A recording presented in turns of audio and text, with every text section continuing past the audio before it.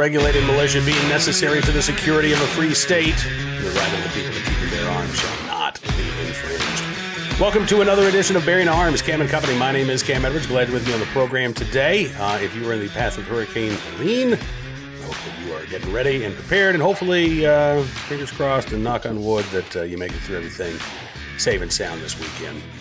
All right, on today's program, speaking of making it through something safe and sound, Kamala Harris made it through a sit-down interview with a major media outlet, safe and sound, because there were really no hard questions asked of Kamala Harris when Stephanie Ruhle of MSNBC sat down with the current vice president and the Democratic candidate for president. Not a single question in 24 minutes about Kamala Harris's positions on gun control or the Second Amendment. No questions about what it means when Harris says she supports the Second Amendment. No mention of her proposal to buy back, quote unquote, the so-called assaultments that she wants to ban. No mention of her comments in 2005 in support of a handgun ban in San Francisco. No mention of her support for DC's handgun ban in 2007 when she was the district attorney in San Francisco and signed on to an amicus brief arguing that the Second Amendment doesn't protect an individual right to keep and bear arms. None of that came up during the big sit-down. We did get one hard-hitting question from Stephanie Ruhle, however, who asked Kamala Harris, your opponent almost every day seems to be talking about this, so I just want to ask you yes or no. At any point in your life, have you served 2 all-beef patties, special sauce, lettuce, cheese, pickles, onions on a sesame seed bun? And Harris did give that yes answer, and that was it, yes. Didn't say when, where, how long she worked at McDonald's. Not that I really care. I don't. And I don't think most Americans do. Now, Stephanie Ruhle said, well, Donald Trump keeps bringing this up, which, again, I don't really know why, except maybe to demonstrate that Kamala Harris loves to drop these sort of biographical details without providing many details, right? Same thing when she says, well, I'm a gun owner. What do we know about that? She says that she bought a gun back when she was the district attorney in San Francisco. Her campaign says that it's a pistol that's small enough to, be concealed in a pocketbook, and that she keeps it securely stored in California. That's it. That's what we know. And that's really all the campaign wants to talk about. Fox News actually did ask some questions about this. They submitted several questions to the Harris campaign, asking what type of firearm she owns. The last time she went to a range, that was one of the questions that I said the media should be asking Kamala Harris in a post at Bearing Arms earlier this week. But again, according to Fox News, the Harris campaign has not replied. They asked her on both Tuesday and Wednesday what type of gun she owns and what state the vice president registered her firearm and when was the last time she went to the range, but did not receive answers to those questions from campaign staffers. As Fox News reports, it's been more than 2 weeks since Harris first shocked social media users by claiming she owns a gun during the ABC News presidential debate in Philadelphia on September the 10th. Now, in 2019, Harris said the same thing, right? But she has not elaborated on that any more than she elaborated on any time she spent flipping burgers or maybe manning the drive-thru at McDonald's. In fact, she never even said what she did at McDonald's, which is not difficult. Listen, I can tell you, when I was 15, I worked at a bowling alley snack bar. About 6 months or so. That was my first real job, quote unquote. When I'm in college in the early 90s, I worked at Long John Silver's. Started out as a fry cook, but then quickly moved to the drive-thru. Apparently they liked the sound of my voice better than they liked the taste of my fried fish and clam strips. For a brief period of time, I believe this was 1994, I worked at a Hardee's in Fort Smith, Arkansas, as a graveyard shift fry cook. That lasted about 2 weeks. It was a part-time job. My regular job at the time was an overnight stalker, S-T-O-C-K-E-R, not stalker, at a Kmart in Fort Smith, Arkansas, and was working on my days off from Kmart at Hardee's. That lasted about 3 weeks, and I decided, you know what, working the graveyard shift sucks enough that I don't need to be working 7 days a week. So I quit my part-time job at Hardee's. And that was the last time that I have worked in fast food. Okay, not that difficult to explain. Say what you did when you did it. But this is part and parcel of Kamala Harris's campaign strategy. And the media is happy to go along with it and gaslight Americans when it comes to her views, not on working behind the counter at a fast food restaurant, but on your right to keep and bear arms, on my right to keep and bear arms, on our fundamental Second Amendment rights. It's, listen, and I'll give an exemption to Fox News for asking those questions. New York Post, as far as I know, outside of Fox News, the only media outlet to cover Kamala Harris's 2005 support for a ban on handguns in San Francisco, a ban, by the way, that would have required existing owners to hand them over to the government. So she loves that idea, right? We've got two separate occasions where Kamala Harris has backed a gun ban that required existing owners to turn them in. Handguns in San Francisco in 2005, so-called assault weapons nationwide in 2019. And yet, what do we keep seeing from the media in terms of reporting on Harris's views about gun control? Most of it is like this recent piece by Asian Free Press. Harris surprises many with pro-gun stance. No. First of all, she didn't. Saying you support the Second Amendment is not a pro-gun stance if your entire record stands in opposition to the right to keep and bear arms. This piece, which was, let me just make sure I've got the reporter's name correct here. Where is that? Here it is.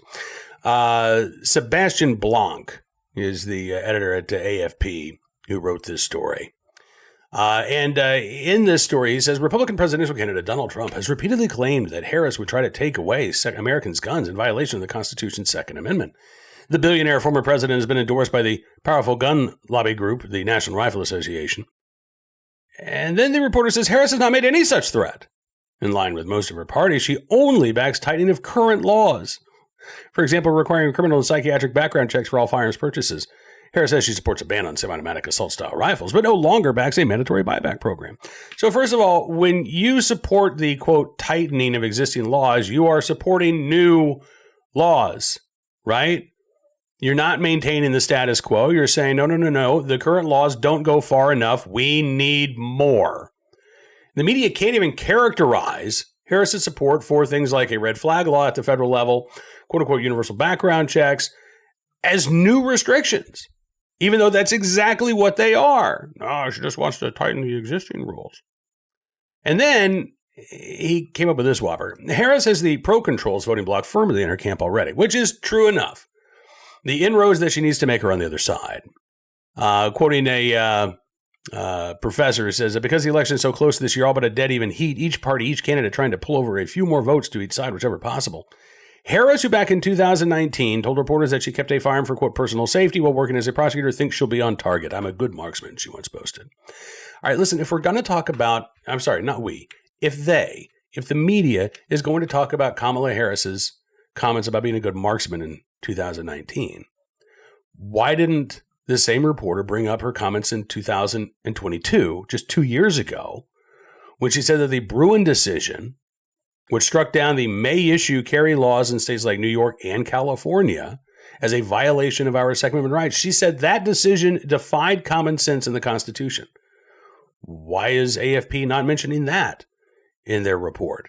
Why, again, if they're talking about Harris's boast of being a good marksman, are they not talking about her stated desire to ban handguns and to tell existing gun owners in San Francisco, you've got to hand them in? Why did they not mention her comment in 2007 in support of a gun storage ordinance in San Francisco, where she said it doesn't matter if you're a lawful gun owner behind locked doors, we can still come in and see that you're storing your guns properly, which would not only be a violation of our Second Amendment rights, but our Fourth Amendment rights as well. It's not like AFP can't find this information. It's not like the Associated Press can't find this information. It's not like Snopes or PolitiFact can't find this information. And yet all of the fact checks and the straight reporting, supposedly straight reporting that we see, talking about Kamala Harris and guns, inevitably leaves out these crucial bits of information that tell us not just what Harris is saying on the campaign trail now, but what she has said and done in the past when it comes to our right to keep and bear arms. You would think somebody who calls herself a Second Amendment supporter will be able to point to something that she's done that supports the Second Amendment. She can't. And the media is unwilling, not unable, unwilling to press her on this, choosing instead to ask her about her time at McDonald's or things like that, right? They are gaslighting voters when it comes to Kamala Harris's record. Now, I know some people might say, well, listen, it was 20 years ago, 2005, that was a long time ago. Look, you've got a movie coming out about Donald Trump in the 1980s and early 1990s, right? The Apprentice. So if Donald Trump's history from 40 years ago is somehow relevant to this year's election, then why is Kamala Harris's policies from 20 years ago, 15 years ago, 2 years ago, why is that supposedly a non-issue to the voters this year? There was a time, I started in straight news. I actually started out behind the camera. Well, if you really want to get technical, I started out being the guy who sat in a dark room and pushed the button that made the commercials play at a TV station. But, I worked in straight news as both a producer and a reporter. And I was proud of that. I was an investigative reporter for a few years. I was a storm chaser for a few years. We had to wear a lot of hats in mid-market radio in Oklahoma City. And I loved my job. I loved not only being able to tell the audience stuff that they didn't know before, which I thought was my primary job as a reporter, but I loved being able to question people, particularly those in positions of power, and to ask them questions that they might not want to have heard, but questions that deserved an answer. And we're not seeing that from our media. Not when it comes to Kamala Harris, not when it comes to the Second Amendment, not when it comes to our fundamental civil rights. It is a travesty. It is a dereliction of their duty. And frankly, it's not likely to change between now and November. Or, quite frankly, afterwards. So it is going to be up to us and outlets like Fox and the New York Post to get the word out about Kamala's past support for handgun bans, for bans on commonly owned, or current support for bans on currently owned rifles, her repeatedly expressed desire to tell Americans who possess those guns she wants to prohibit that they have to turn them in. Right? We have to get the word out about this because I don't think that I'd love to be proven wrong. I really, truly would love to be proven wrong about this. But I don't think that Kamala Harris is going to sit down with a reporter who's going to dare ask her those types of questions.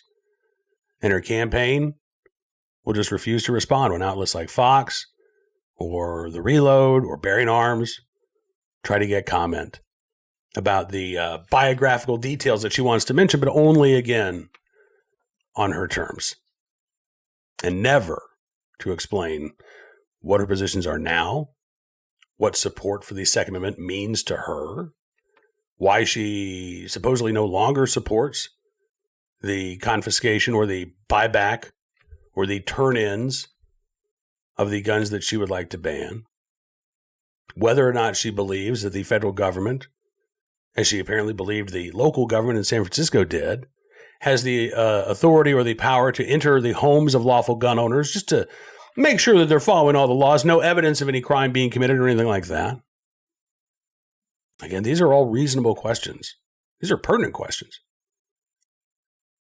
And maybe another pertinent question we need to start asking is, why will the media not ask Kamala Harris about these things?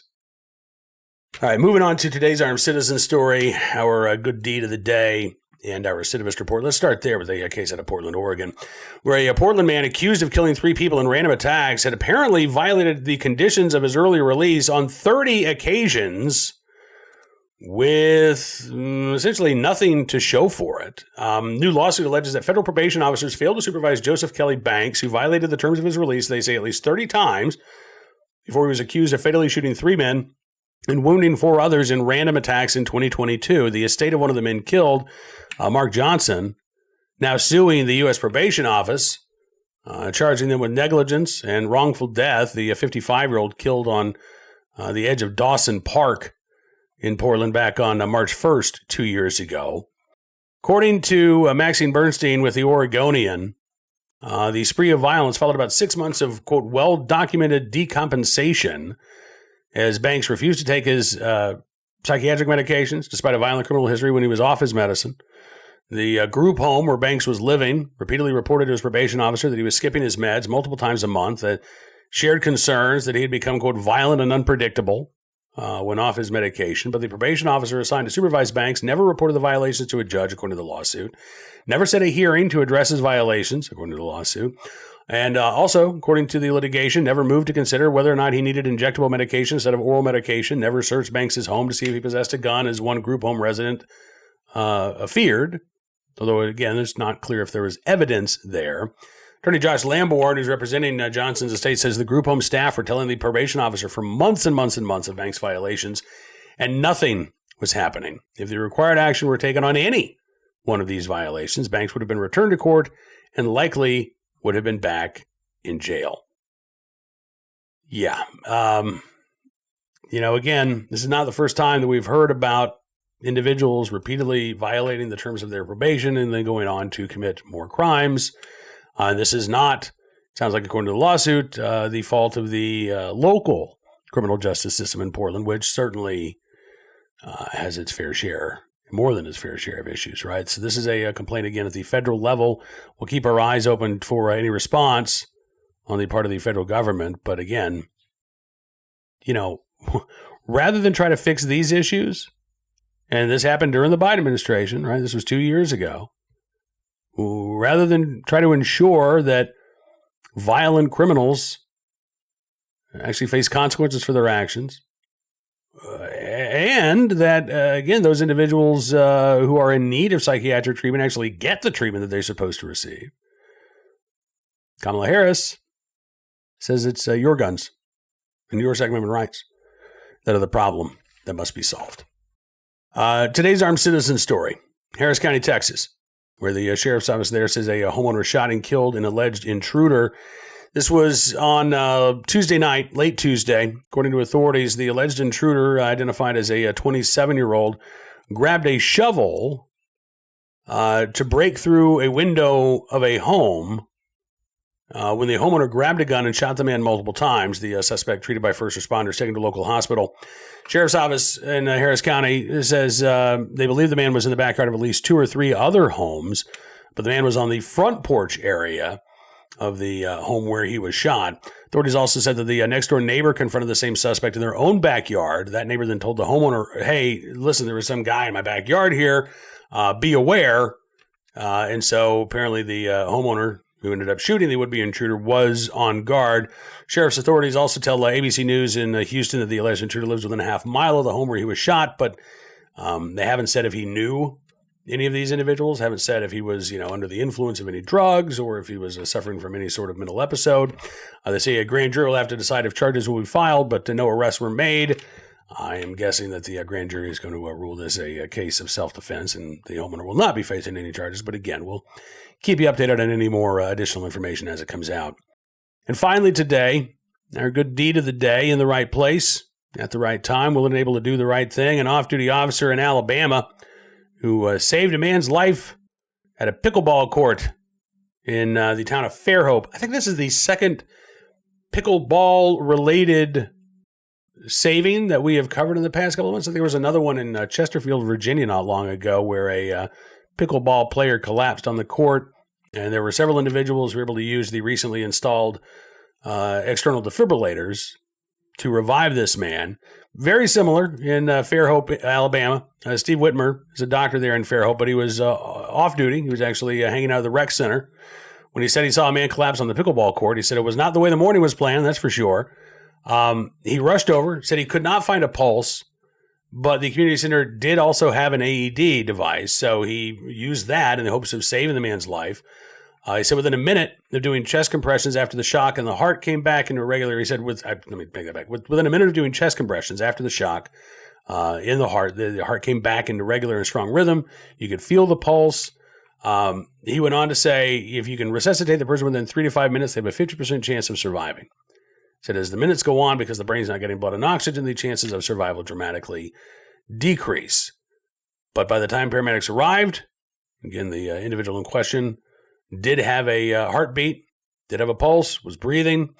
According to WKRG, the man's friends say that he is still in the hospital after undergoing surgery, but his condition is stable, and his friends are hopeful that he is going to recover. Thanks again, in large part, to the quick thinking and fast actions of Stephen Whitmer, doctor there in Fairhope, Alabama, in the right place at the right time by the pickleball court at the rec center, and able to save a man's life even when he was not officially on duty. All right, that is going to do it for this edition of Bearing Arms Cam & Company. I want to thank you, as always, for being a part of the program. I'm looking forward to seeing you back here again on Monday, but be sure to check out bearingarms.com. Friday and across the weekend, we will be updating the website with all of the latest Second Amendment news and information from all across the nation. Maybe, well, I'm not holding my breath, maybe we'll actually see Kamala Harris get asked one of those legitimately difficult questions, or even one of those questions that shouldn't be difficult to answer, about her views on gun ownership and the Second Amendment, but the questions that the media still refuses to ask the Democratic candidate.